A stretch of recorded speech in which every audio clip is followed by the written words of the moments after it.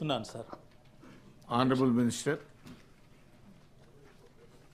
అధ్యక్ష, ఏ ప్రశ్నకు అవునండి, బి ప్రశ్న భాషా పండితులను స్కూల్ అసిస్టెంట్లుగా, లాంగ్వేజెస్ పీఈటీలను స్కూల్ అసిస్టెంట్లుగా ఫిజికల్ ఎడ్యుకేషన్ స్థాయికి పెంచే ప్రతిపాదనలు పరిశీలనలో ఉన్నాయి అధ్యక్ష.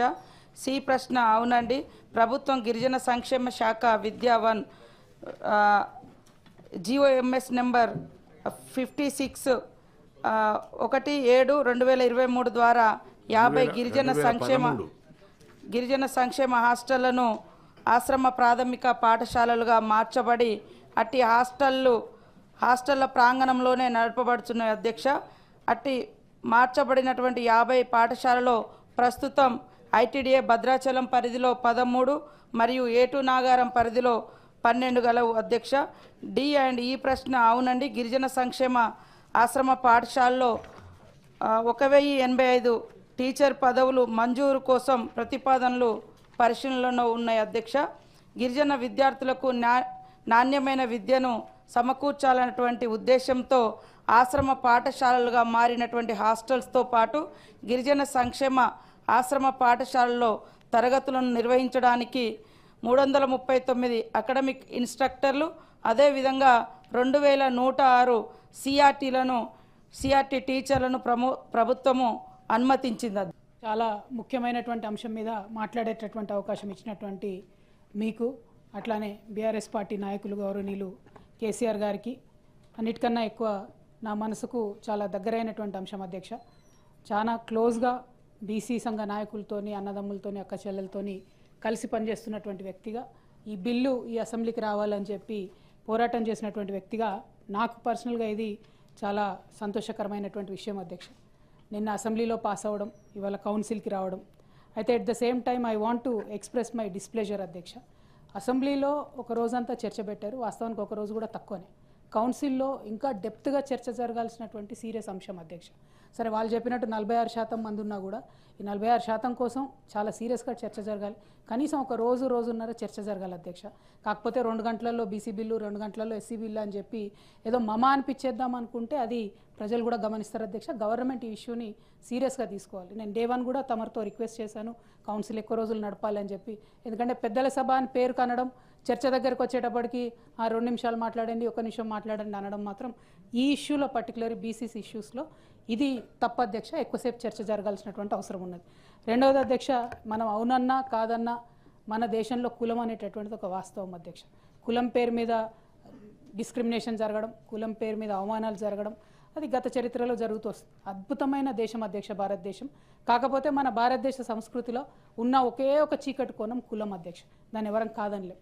కానీ ఆ డిస్పారిటీస్ని తగ్గించాలి, ఆ కులం అనేటటువంటి అంశాన్ని పక్కకు పెట్టి యావత్ సమాజాన్ని కూడా కలిపి తీసుకెళ్లాలనేటటువంటి ప్రయత్నం అందరూ కూడా చేస్తూ ఉన్నాం అధ్యక్ష. దానిలో భాగంగానే రాజ్యాంగంలో ఎస్సీ ఎస్టీలకు ముందుగానే సేఫ్టీ సెక్యూరిటీ మెజర్స్ కులాల ప్రాతిపదికనే ఇవ్వడం జరిగింది అధ్యక్ష. కానీ దురదృష్టకరమైనటువంటి అంశం ఏంటంటే, ఆనాడే ఒకవేళ అంబేద్కర్ గారు కానీ, నెహ్రూ గారు కానీ, రాజ్యాంగాన్ని రచించినటువంటి పెద్దలు, స్వాతంత్ర ఉద్యమం నడిపినటువంటి పెద్దలందరూ ఆనాడే బీసీలకు, మహిళలకు కనుక రాజ్యాంగపరమైనటువంటి రక్షణలు ఇచ్చుంటే అధ్యక్ష, నేను ఘంటాపదంగా చెప్పగలుగుతాను అధ్యక్ష, మన దేశం అమెరికాను దాటిపోయి అభివృద్ధిలో ముందుండేది. మనంతటా మనమే ఒక 50% సమాజాన్ని అవకాశాలు ఇవ్వకుండా దూరం పెట్టామనేటటువంటి బాధ మాత్రం అందరికీ ఉన్నది అధ్యక్ష. అదేవిధంగా మహిళలు లేదు, నేనేమంటున్నా, ఆనాడు ఎస్సీ ఎస్టీలకు ఎలాగైతే అవకాశాలు ఇచ్చిండ్రో అదే నాడు బీసీలకు, మహిళలకు కూడా ఇచ్చి ఉంటే, కులాల ప్రాతిపదికన ఇవ్వద్దు అనే ఒక చర్చ వచ్చింది కాబట్టి బీసీలకు ఆనాడు అవకాశం రాలేదు. కానీ ఎస్సీ ఎస్టీలకు కూడా కుల ప్రాతిపదికనే సెక్యూరిటీ ఇచ్చిండ్రు అధ్యక్ష. ఇది చాలా గంభీరమైనటువంటి అంశం. నేనేదో పాలిటిక్స్ మాట్లాడదలుచుకోలేదు అధ్యక్ష. ఒక రెవల్యూషనరీ బిల్ తెచ్చినందుకు వాస్తవానికి కూడా నేను ప్రభుత్వాన్ని అభినందిస్తూ ఉన్నాను అధ్యక్ష.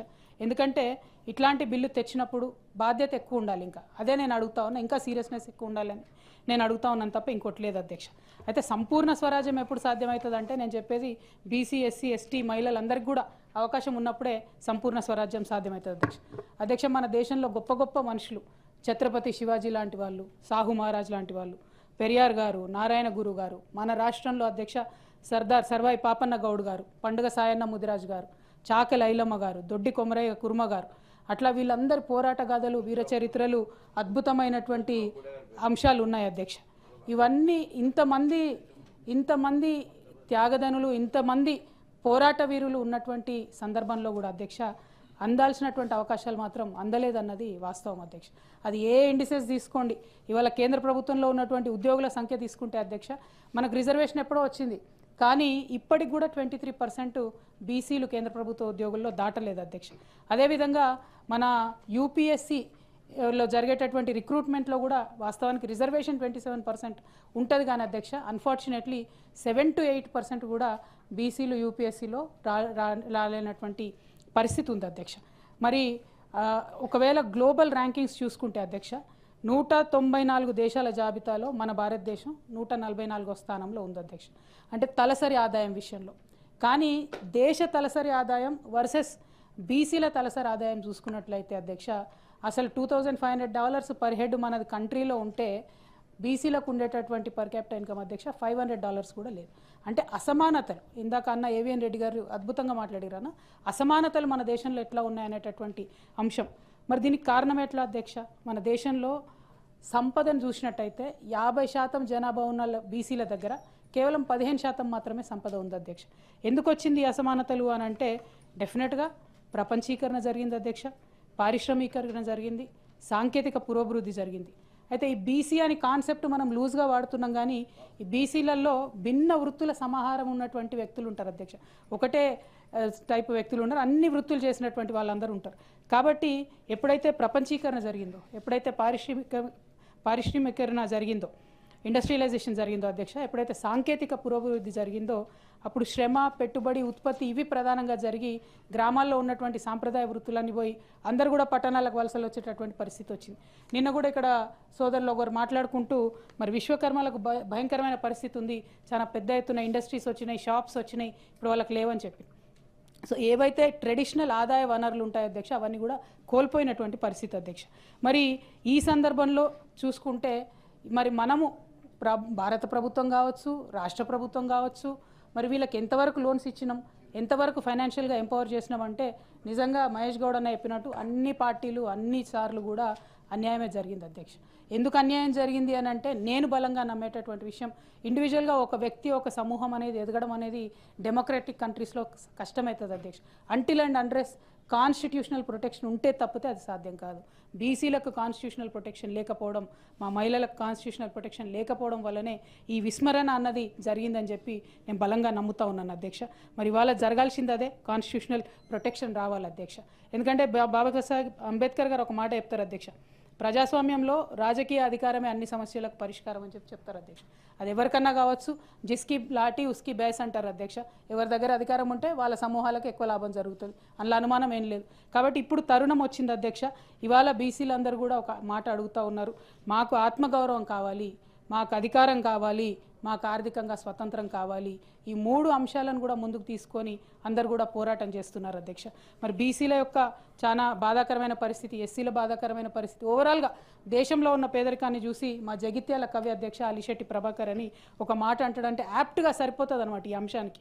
ఎన్ని భవనాలకు ఆభరణాలు తొడిగినా, హరిత విప్లవాలే కప్పినా, అస్థి పంజరమే భరితవని, అస్థి పంజరమే మన భరతావని, అర్థనాదమే వర్తమానం అని చెప్పి. ఎందుకంటే అధ్యక్ష బీసీలతో క్లోజ్గా పనిచేస్తున్నటువంటి వ్యక్తిగా నేను చూస్తే ఎస్సీ ఎస్టీల కన్నా దారుణమైనటువంటి పరిస్థితిలో ఉన్న కులాలు ఉన్నాయి అధ్యక్ష. వాళ్ళ గురించి మాట్లాడరు. ఎంబీసీ కులాలు ఒక 36 కులాలు ఉన్నాయి అధ్యక్ష. ఆ కులాల పేరు కూడా చాలా మటుకు మనం వినలేదు. ఎంత దుర్భరమైన పరిస్థితి అంటే క్రిటిసిజం కోసం కాదన్న, మేము బీసీ గురుకులాలు పెట్టినప్పుడు ఎంబీసీల కోసం ఒక 5% రిజర్వేషన్ పెట్టింది. ఎందుకంటే వారి జీవన విధానం ఎట్లుంటుందంటే సంచార జాతులు పాపం జిల్లా నుంచి జిల్లా, అక్కడి నుంచి ఇక్కడికి తిరుక్కుంటూ పోయి వాళ్ళు అన్ని అమ్ముకుంటారు. హిట్ టీవీ యాప్, ఇందులో short news, live news, entertainment shows, movies, digital magazines తో పాటు మీ జిల్లా వార్తలను కూడా ఫ్రీగా చూడొచ్చు. అంతేకాదు కేజీ నుంచి పీజీ వరకు విద్యార్థులకు స్కాలర్షిప్ కూడా అందిస్తున్నాం. ప్రతి వారం 10 మందికి లక్కీ డ్రా ద్వారా ఒక్కొక్కరికి 10,000 రూపాయలు అందిస్తున్నాం. ఇంకెందుకు ఆలస్యం, వెంటనే హిట్ టీవీ యాప్ ని డౌన్లోడ్ చేసుకుని ఫ్రీగా ఎంటర్టైన్మెంట్ పొందండి. Hit TV app. Hit TV app. Please download hit TV app. Hit TV app ని ఫ్రీగా డౌన్లోడ్ చేసుకొని ఎంజాయ్ చేయండి. మీకు నచ్చిన ఎంటర్టైన్మెంట్ కోసం హిట్ టీవీ యాప్ ని ఫ్రీగా డౌన్లోడ్ చేసుకొని ఎంజాయ్ చేయండి. హిట్ టీవీ యాప్ ని డౌన్లోడ్ చేసుకుని ఆస్వాదించండి, ఆశీర్వదించండి. ఇంతమంది సెలబ్రిటీలు హిట్ టీవీ యాప్ ని డౌన్లోడ్ చేసుకోండి అని చెప్తున్నారంటే ఎంత మంచి యాప్ ఆలోచించండి. అమెరికా అమెరికా అమెరికా అమెరికాలో చదవాలనుకునే వాళ్ళకి విశ్వసనీయమైన పేరు మన శౌర్య కన్సల్టెన్సీ. UK లో 1 year masters, UK లో 1 year masters, 2 years work permit up to 5 years visa. Contact Saurya Consultancy. Contact 89851 89851.